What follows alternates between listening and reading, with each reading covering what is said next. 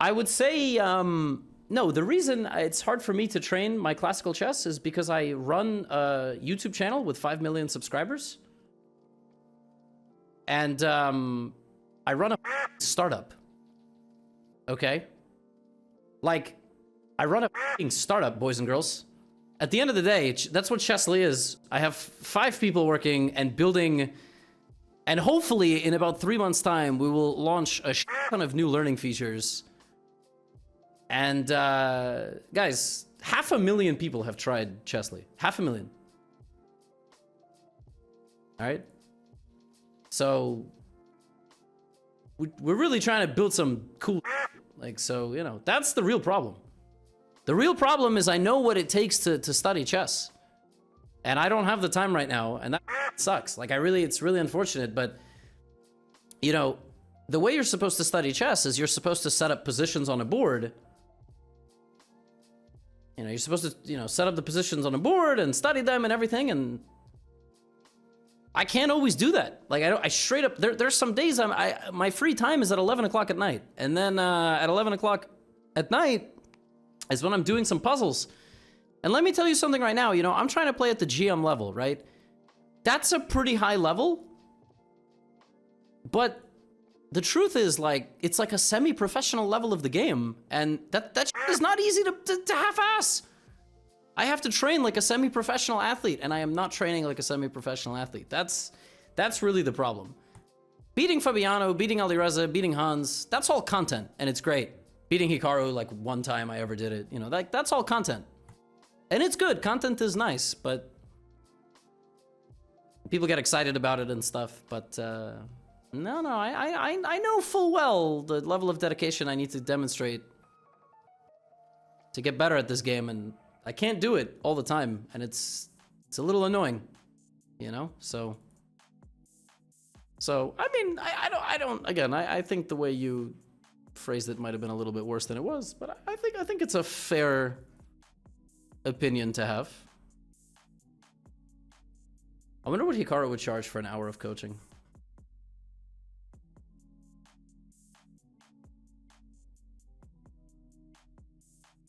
Let's take.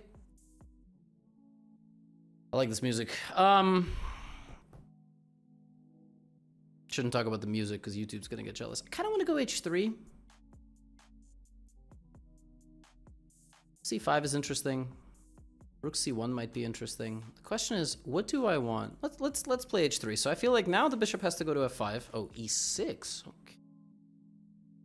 It's not really what I was expecting. Let's go Queen B3. I'm self-pinning, but maybe it's not a big deal. Not a big deal. Maybe. Maybe it is. The last few games I've played very fast, and it's been to my benefit. I've gotten some nice positions, but that move is odd.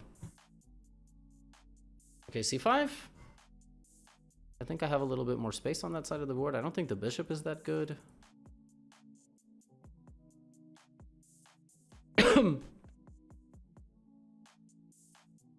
Queen C2, bishop F5. G4 though.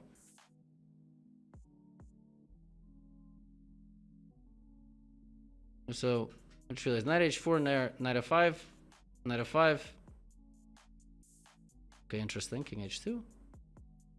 I mean, this was always my plan. Here I can maybe just return back. Like, this can be weak sometimes, and if C6, I can try to play on the B file. It's not clear if I want to play this move yet. I don't think so.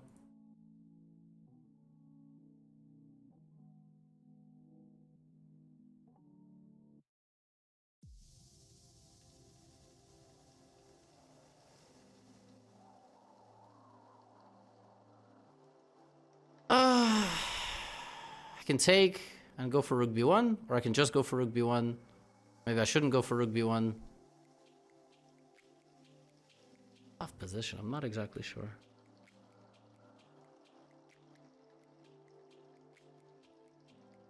I played this, so my pawn is always protected. Whether it's good or not is a whole nother story. Wow, F5 is not what I was expecting. F5 is not what I was expecting. Okay.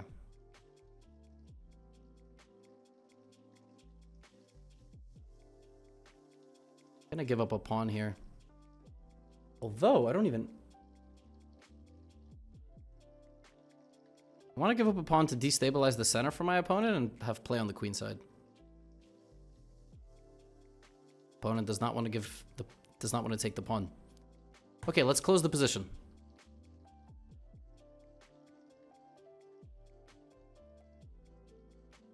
Yes, I like this. And now here, probably.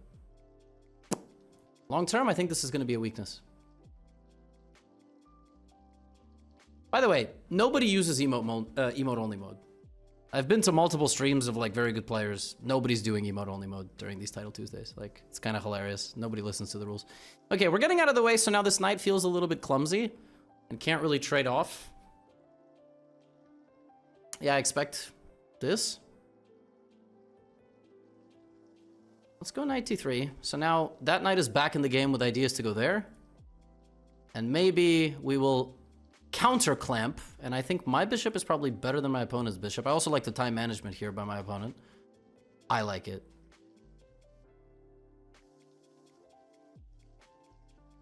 F4. So if here, I think I'm going to take it. I think that's my plan. I think this was my plan. And if take, maybe even here? Wow.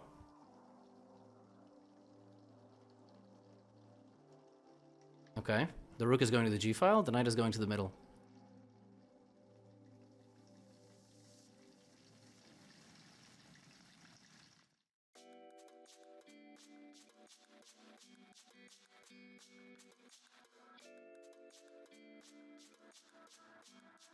My pawn looks strong. I'm making space for my other piece. Take, queen g5, but there's no... I think we're both getting to the g-file at the same time. I can take on e4 here. That's a big question. I can also play rook g1. Take on e4, rook g1. Take on e4, queen c... Take on e4. Put the queen here.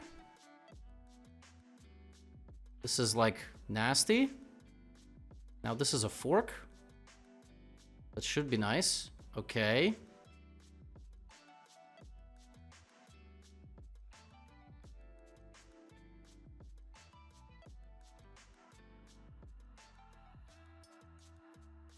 Whoa.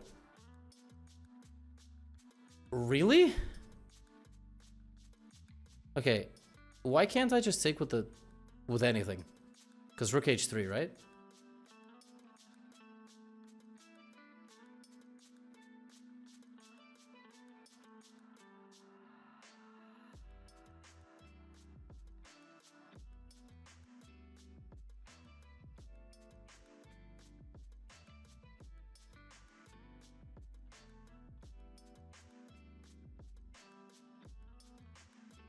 I have rook f4 and queen g2, maybe.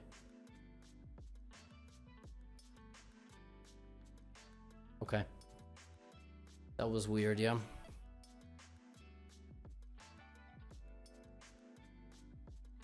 Wow, I was losing after f4. What the f?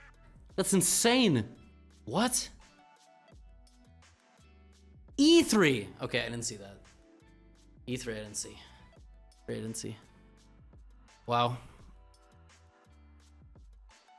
Takes and queen f4 is winning. This is important. Yeah, I didn't see queen f4.